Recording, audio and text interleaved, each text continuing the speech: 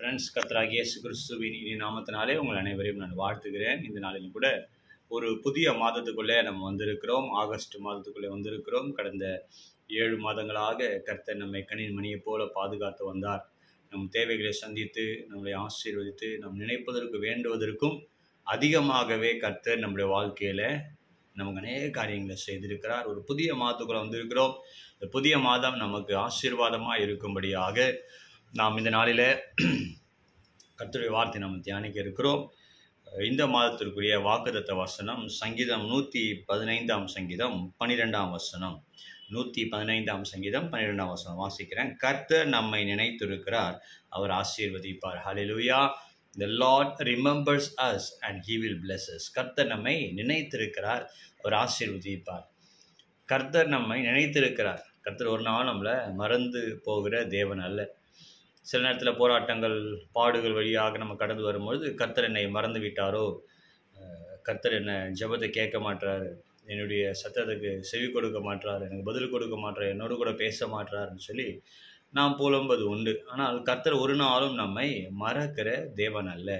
ஏசாயா 44 21 வசனத்தில் ஆண்டவர் சொல்கிறார், இஸ்ரவேலே நீ என்னால் மறக்கப்படுவதில்லை.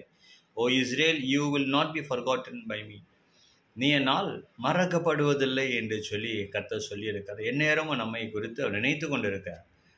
அவர் நம்மை நினைத்து கொண்டிருப்பது உண்மை என்று சொன்னால் கர்த்தர் நம்ம கண்டிப்பாக என்ன பண்ணுவார், அவர் ஆசீர்வதிப்பது உண்மைதான்.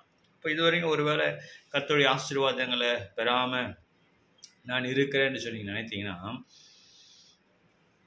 நாம் உயிரோடு கூட இருப்பதே அவர் ஒரு பெரிய ஒரு ஆசீர்வாதம். ஹல்லேலூயா. நாம் ரட்சிக்கப்பட்டது ஒரு ஆசீர்வாதம். நாம் ஆண்டோட வசனத்தை கேட்டுக்கொண்டு இருக்கிறோமே, இது ஒரு ஆசீர்வாதம். நம்ம ஜெபிக்கிறோமே, வேதத்தை வாசிக்கிறோமே, கர்த்தரை துதிக்கிறோமே, இதெல்லாம் கர்த்தருடைய ஒரு ஆசீர்வாதம். இதெல்லாம் ஆவிக்குரிய ஆசீர்வாதங்கள். ஒருவேளை நீங்கள் நினைக்கலாம், ஆவிக்குரிய ஆசீர்வாதங்கள்லாம் இருக்குது, நான் ஜெபிக்கிறேன், வேதத்தை வாசிக்கிறேன், உபவாசிக்கிறேன், ஆனால் பொருளாதார ஆசீர்வாதம் தான் எனக்கு இல்லை, சரீர பிரகாரமான ஆசீர்வாதம் எனக்கு இல்லை, பலவீனமாக இருக்குது. அதையும் கர்த்தர் என்ன பண்ணுவார், மாற்றி போடுவார். ஆசீர்வாதம் என்று சொன்னால் அது பரிபூர்ண ஆசீர்வாதம், எல்லாமே அதில் அடங்கும். அது பொருளாதாரமும் அதில் அடங்கும், சரீர சுகமும் அதில் அடங்கும். ஸோ நம்ம எல்லாவற்றிலும் வாழ்ந்து சுகமாக இருக்கும்படி வேண்டுகிறேன் என்று சொல்லி வேதத்தில் 3 யோவான் 2 வாசிக்கிறோம். பிரியமானவனே, நீ எல்லாவற்றிலும் வாழ்ந்து சுகமாக இருக்க வேண்டும். எல்லாவற்றிலும்னா வெறுமனே ஆவிக்குரிய ஆசீர்வாதங்கள் மாத்திரமல்ல, பொருளாதாரத்திலையும் சரி, சரீர சுகத்திலையும் சரி, நம்முடைய வேலை ஸ்தலத்தில், நம்முடைய பிஸ்னஸில், நம்முடைய ஊழியத்தில், எல்லாவற்றிலும் நம்ம வாழ்ந்து சுகித்திருப்பது தான் கர்த்தருடைய ஒரு சித்தமாக இருக்குது. அப்போ கர்த்தர் கண்டிப்பாக ஆசீர்வதிப்பார். இந்த ஆகஸ்ட் மாதத்தில் கர்த்தர் நம்மளை நினைத்திருக்கிறார், அவர் நம்மளை ஆசீர்வதிப்பார். இந்த மாதம் முழுவதுமாய் நம்மளை ஆசீர்வாதமாய் கர்த்தர் நடத்துவார். அவர் ஆசீர்வதிப்பதில் எந்த விதமான சந்தேகமும் இல்லை. ஆனால் கேள்வி என்னன்னு சொன்னால், நாம் என்ன செய்து கொண்டு இருக்கிறோம்? கர்த்தரை ஆசீர்வதிப்பார்னு சொல்லி நான் வெறுமன வார்த்தையிலேயே நான் சொல்லி கொண்டு இருக்கிறேன்னா, இல்லை நான் ஏதாவது என்ன செய்ய வேண்டும்? நம்ம கர்த்தர் நமக்கான கிருபைகளையும் தாளந்துகளையும் வரங்களையும் கொடுத்திருக்கிறார், அதை நம்ம பயன்படுத்த வேண்டும். இது ஆவிக்குரிய வரம்னு இருக்குது, அதுவும் உண்டு. அதே நேரத்தில் நமக்கு தாளந்துகள், ஒவ்வொருவருக்கும் ஒரு தாளந்தை கர்த்தர் கொடுத்திருக்கிறார். சிலருக்கு நல்லா பாடக்கூடிய தாளந்து, சிலருக்கு நல்ல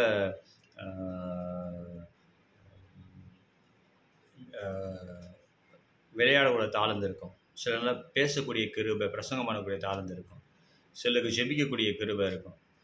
இது ஆவிக்குரிய காரியங்கள். உலக பிரகாரமும் நிறைய தாளந்துகளை கர்த்தர் கொடுத்துருச்சு. நல்ல பெயிண்டர்ஸ் இருப்பாங்க, சில நல்ல சமையல் பண்ணுறது, அதுவும் கூட ஒரு கிஃப்ட்டு தான். என்னங்க அது போய் ஒரு கிஃப்டான்னு கேட்கலாம். எல்லாராலையும் என்ன பண்ண முடியாது, சுவையாக சமைக்க முடியாது. சிலருக்கு அந்த கிருபையை கர்த்தர் கொடுத்துருப்பாங்க.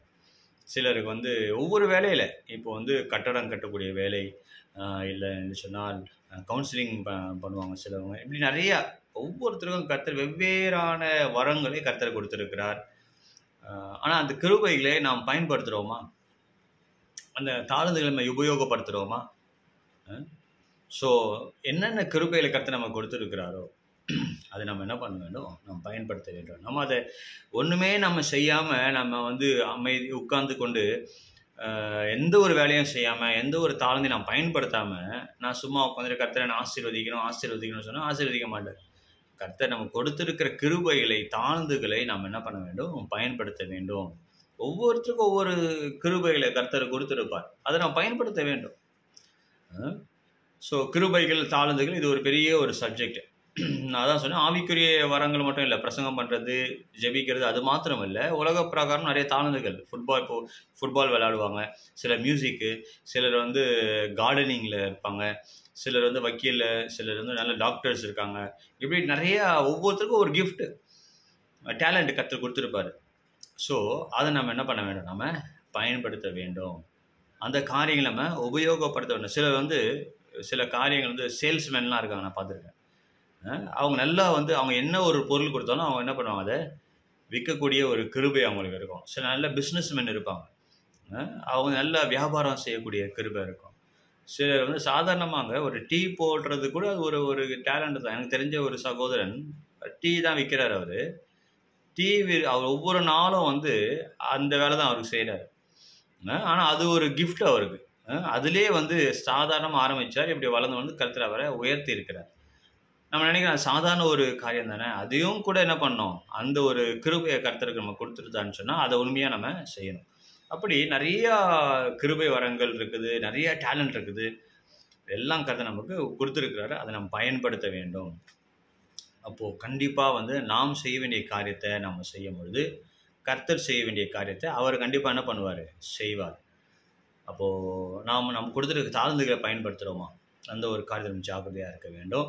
ஸோ இந்த நாளில் வசனத்தை மறுபடியும் நான் சொல்ல விரும்புகிறேன். கர்த்தர் நம்மை நினைத்திருக்கிறார், அவர் ஆசீர்வதிப்பார். கர்த்தரை மறந்துட்டாருன்னு சொல்லி நம்ம நினைக்க கூடாது. ஏன்னா அவர் நம்மளுடைய தகப்பனாக இருக்கிறபடினால அவர் நம்மை மறப்பதற்கான சான்ஸே கிடையாது. நீ என்னால் மறக்கப்படுவதில்லைன்னு சொல்லி கர்த்தரை வாக்கு கொடுத்துட்டார். அப்போ அவர் என்னை மறக்கலை, கண்டிப்பாக என்னை ஆசீர்வதிப்பது நிச்சயம். ஆனால் கேள்வி என்ன, நான் என்ன செய்து கொண்டு இருக்கிறேன்? நான் என்னுடைய கிருபைகளை, என்னுடைய தாளந்துகளை பயன்படுத்துகிறேன்னா, எனக்கு கொடுத்துருக்க வரங்களை பயன்படுத்துகிறேன்னா? அப்போ நான் காரியங்களை நான் பயன்படுத்துவேன், தாளந்துகளையும் வரங்களையும் நான் பயன்படுத்தும் போது அவருடைய வேலையை அவர் செய்வார். அவனை ஆசீர்வதித்து கண்டிப்பாக அவர் உயர்த்துவார். இந்த மாதம் உங்களுக்கு ஆசீர்வாதமாக இருக்கும்படியாக நான் ஜெபித்துக் கொள்கிறேன். தொடர்ந்து நீங்களும் ஊழியத்துக்காக ஜெபித்துக் கொள்ளுங்கள். கர்த்தர் நம்மை நினைத்திருக்கிறார், அவர் ஆசீர்வதிப்பார். God bless you.